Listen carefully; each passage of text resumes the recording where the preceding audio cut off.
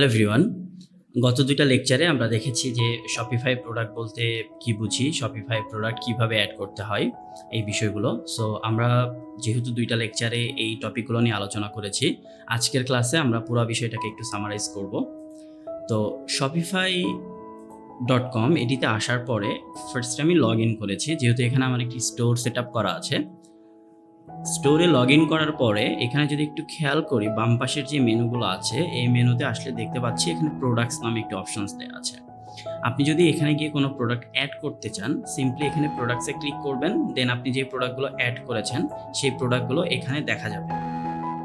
আরেকটা যেটা বিষয় সেটা হচ্ছে যে আপনি এই প্রোডাক্টটা চাইলে এখান থেকে ডিলিট করে দিতে পারবেন, চাইলে এটা ড্রাফটে রাখতে পারবেন। বিভিন্ন কাজ কিন্তু আমরা এখান থেকে করতে পারি। এখানে সিলেক্ট করার পরে আমরা এটাকে এডিট করতে পারি, এটাকে ড্রাফটে রাখতে পারি। কোনো প্রোডাক্ট যদি ড্রাফটে থাকে সেটাকে আমরা চাইলে অ্যাক্টিভ করে দিতে পারি।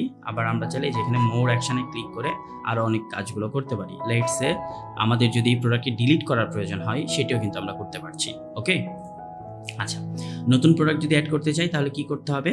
ইদার এই বাটনে ক্লিক করলে আমরা প্রোডাক্টটি দেখতে পাবো। আর যদি প্রোডাক্টটি অ্যাড করতে চাই কোনো প্রোডাক্ট, তাহলে অ্যাড প্রোডাক্ট এখানে ক্লিক করতে হবে। অ্যাড প্রোডাক্ট এই অপশনসটিতে ক্লিক করার পরে প্রথমে আপনাকে প্রোডাক্টের একটি টাইটেল দিতে হবে। দেখেন এখানে টাইটেলের নিচে কিন্তু তারা আপনাকে হিন্টস দিয়ে দিতেছে যে এখানে যে টাইটেলটা লিখবেন, তারা কিন্তু যে হিন্টসটা দিতেছে সেখানে লেখা আছে যে short sleeve T shirt, right? এরপরে প্রোডাক্টের যে ডেসক্রিপশন থাকবে সেই ডেসক্রিপশন এখানে লিখতে হবে।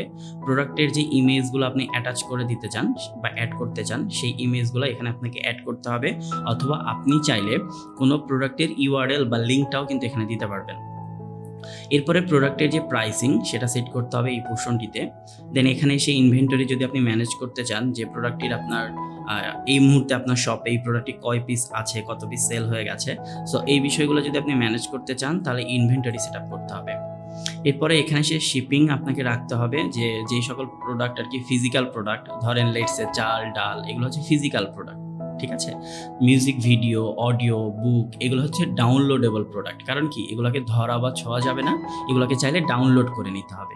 ওকে, সো সেগুলো কিন্তু এখান থেকে সেট আপ করে দেওয়া যায়, যে আপনি ফিজিক্যাল প্রোডাক্ট সেট আপ করবেন নাকি ডিজিটাল প্রোডাক্ট সেট আপ করবেন, সেটা আপনি চাইলে এখান থেকে বলে দিতে পারবেন। এরপর প্রোডাক্টের যদি কোনো ভেরিয়েশন থাকে, লেটসে সাইজ, কালার, তারপর আপনার ধরেন ফ্লেভার, সো এই ভেরিয়েন্টগুলো আমরা চাইলে এখানে অ্যাড করতে পারি।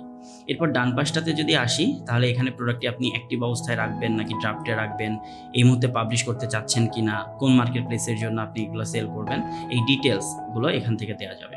এরপরে দেখেন প্রোডাক্ট অর্গানাইজেশন, এখানে আসলে প্রোডাক্টের ক্যাটেগরি, প্রোডাক্টটি কি লিখে সার্চ করলে গুগলে পাওয়া যেতে পারে, সেই বিষয়গুলো এখানে সেট আপ করে জাস্ট সেভ করে দিতে হবে, তাহলেই প্রোডাক্টটি আপনার শপে পাবলিশ হয়ে যাবে।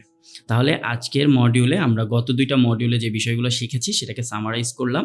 আপনারা মিনিমাম 5 থেকে 7টা প্রোডাক্ট অ্যাড করবেন, তাহলে বিষয়গুলো আরও বেশি আপনাদের কাছে ক্লিয়ার হয়ে যাবে।